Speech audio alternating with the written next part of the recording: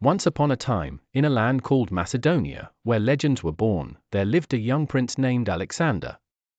He was destined for greatness, not just because he wore a crown upon his head, but because he possessed a heart full of dreams and a spirit that could conquer the sun. Born in 356 BCE in the ancient city of Pella, Alexander was the son of King Philip II, a mighty warrior and master strategist, and Queen Olympias, a woman of great influence and ambition. From the very beginning, young Alexander swam in a sea of extraordinary expectations, for there was an empire to be built and lands to be explored. Even as a child, Alexander was not like other boys. While others played games in the fields, Alexander wouldn't rest until he found out what lay beyond the distant hills. Understanding the power of knowledge, his father entrusted the boy's education to none other than the wise philosopher, Aristotle.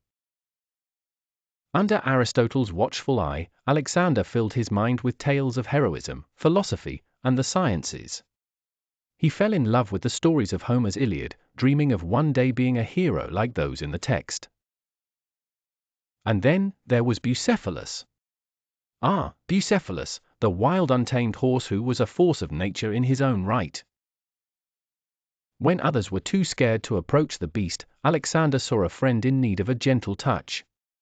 He whispered kind words into Bucephalus's ear until the horse was calmed, and thus, they became lifelong companions. As years went by, Alexander was often seen with his father in grand military campaigns, learning the art of warfare and the diplomatic dance of governance. Everyone began to notice how the young prince commanded both respect and admiration, and how he wielded a gentle strength that inspired his people. Then, in 336 BCE, everything changed. King Philip II was taken from this world, and at just 20 years old, Alexander was called upon to lead his kingdom. There was no sitting back and mourning, for the throne of Macedon had been passed to him, and a seemingly unattainable dream beckoned, the conquest of the Persian Empire.